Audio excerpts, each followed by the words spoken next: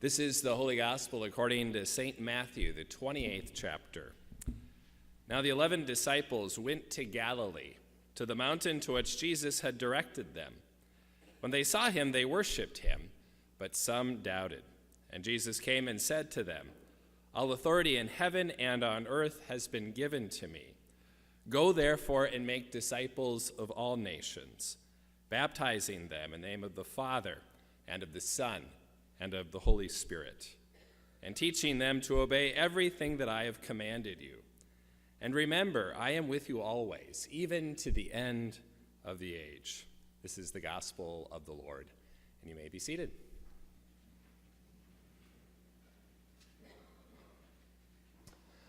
So I don't know about you, but I'm in need of hearing stories about hope. There's anxiety all around us, anxiety in our political system, anxieties in our schools, in our churches. Everywhere you go, there seems to be anxiety. It's kind of thick. You could cut it like a knife. I just heard a story actually this morning from someone who was at a restaurant, and they were laughing and having a really, really good time at this restaurant. And the waitress came up to them and said, "Thank you so much for laughing. You would be surprised at how people have been arguing with one another and even yelling at one another. And it's so refreshing to hear you laugh. Thank you so much. Thank you so much for laughing and having a good time." Anxiety is thick everywhere you go. I don't know about you, but I'm in need of hearing stories of hope. And it gives me hope to gather on Sunday morning with all of you to sing together, and you should hear how beautiful you are. I get to sit in the front here and hear all of your voices come forward. It's just so wonderful to sing with you and to worship with you and to hear about this amazing God that we have. Today is Christ the King Sunday, and a day when we especially remember that Christ is our King, and that God sent his Son into the world to die for us, to live with us, to suffer what we've suffered, and then to go to the cross and be raised on the third day, to be raised to new life. And because of that, each and every one of us will be raised to new life as well. This gives me hope in a world where we hear all sorts of stories of sadness and despair. There is hope, and there are a lot of amazing and wonderful people in our world. We have this amazing God who sent his Son Jesus to be with us even to the end of the age, and this is really good news. And our role in life, our role as a church, is to go out into the world and spread that good news, to spread the good news of the gospel, and to baptize in the name of the Father and of the Son and of the Holy Spirit. Well, we take that very seriously here at Christ the King, and we're going out not only in our own community, but also out into the world to spread the good news of the gospel. Just this past January, we had some missionaries from Christ the King that traveled down to Jamaica to do the work of spreading the good news of the gospel. And so I'd like to share a little bit about that, and Jo Marie is also going to share about her experience as well while we were down there. And these are stories of hope, and these are stories that show that we're taking this seriously, going out into the world to spread the good news of the gospel. So while we were in Jamaica, I was able to participate in a couple of different activities, a couple of different mission activities that we did down there. I went to an orphanage and did some light construction there, but one of the most impactful things that I did is I got to participate in a Jabode project, and that's Jamaican Abode, which is kind of their version of Habitat for Humanity. And so I want to talk about what the house looks like that we built, and we are working on raising money to build a house this next year when we go down in January. And we're going to be building the house for a widow who lost her husband 10 or 15 years ago and has been living in a rather dilapidated house. And we will be building a house for her. We'll be leaving the third week in January. But I wanted to share a little bit about what this house looks like so you know what your dollars are going to. And we've got a few pictures here. So this is the foundation of the house, a cinder block foundation. And you can see all of the rocks there as well. So when we get there in January, the foundation will already be constructed. And so it will be our job to build on top of that foundation. And so you can take a look at kind of the progression here. So it's a 2x4 construction. It's a very simple house that we build. This was built for a woman named Claudine, and she had 4 children. So as you can see, it's not a very large house. It's about the size of the boardroom, just off of our office suite. So it's pretty small. So imagine a family of 5 living in this home. No electricity, no plumbing, just very, very basic. And you can see that it's, if you go back one there, you can see it's bright yellow. They use very bright colors. And so we had a team painting all of the boards before they put the boards up. And inside it was pink, kind of that 50s style pink. It reminded me of my grandmother's bathroom growing up. She had kind of that 50s styles pink. But this woman, Claudine, wanted pink in her house.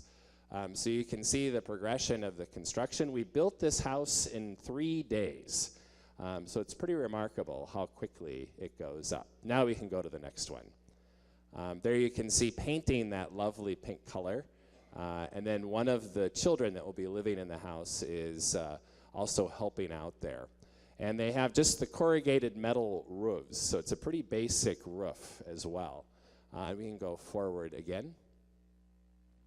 And this is the completed project. So this is what the house will look like when it's all done. And this is me. I got to do the house blessing. And so that was a really neat thing. So we went through a whole house blessing. And then I was able to present the keys to Claudine. I was one of the token pastors in the group, so that meant that I got to do the house blessing. And that's Claudine and her children there. I also got to be the locksmith, and I put in the locks on the door. And as I was doing that, this little boy comes up to me with big eyes, and he said, "Is this my key? Is this my lock?" The house that they were living in previously was not a very, very well-built home at all. It was kind of piecemealed together, and they weren't able to lock the door. And so that was a really big deal, that they were able to lock the door and have keys. And so here we are presenting a Bible to her and presenting the keys as well. We can go to the next one. And there's just a closer picture of Claudine and myself. And she presented us with a thank you note. And she was so incredibly happy that she had absolutely no words whatsoever. She was just overwhelmed with gratitude for receiving the gift of this home. And it was a really remarkable thing. So why do we do it? Why do we go on these mission trips? Well, in Matthew 28, it says, "Go out into the world and make disciples of all nations, baptizing them in the name of the Father, Son, and Holy Spirit." So Christ commands us to go out into the world and to spread the good news of the gospel. For me also, the reason I go on these trips, the reason I like to travel and do those sorts of things is it helps me to get a new perspective. This is a picture of Earthrise from Apollo 8. It's the first time the astronauts traveled to the moon on December 24th in 1968. And one of the astronauts, Bill Anders, said that we had to go to the moon in order to discover the Earth. They talked about a new perspective that they got about the Earth and the fragility of the Earth and just how amazing it is that we live on this beautiful planet. They said it took going to the moon to get a new perspective on their home. Well, for me, I always get a new perspective whenever I travel or do these sorts of mission trips. I get a new perspective on where I live, and it opens my eyes to the needs of our own community here and how we can share and care for one another. So I give thanks for that new perspective that I get each time I leave my comfort zone and travel outside of that comfort zone and see how amazing it is, how God is active in all parts of the world, all the neighborhoods of the world. So I give thanks for that, and give thanks for the hope that we see in all of the good people in the world doing amazing things like building homes for others. It's a remarkable thing to witness and to be a part of. And Jo Marie can continue with her story.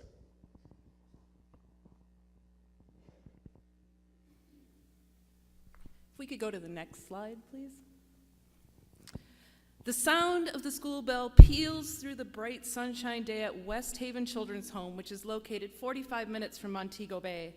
The students eagerly encourage one another to gather at the two-room schoolhouse and assist each other as they enter the building, some students pushing the wheelchairs of their classmates. If we go to the next slide. They are greeted by two enthusiastic teachers who are ready to begin today's lesson, which, as you can see, focuses on the letter S. They will learn to recognize pictures of items that begin with the letter S and focus on the sound of this letter as well. Note that on the far right-hand side of the screen, one of the items they learn to identify is sugar cane, a major export of Jamaica. In our part of the world, we would teach our students about sugar beets. Next slide. What is remarkable about the teachers is that not only do they have a relatively large class, 30 to 40 students, but all of these students are classified as special needs students with various degrees of physical and developmental needs. In the US, all of these students would have a paraprofessional who would be with them to assist in the classroom.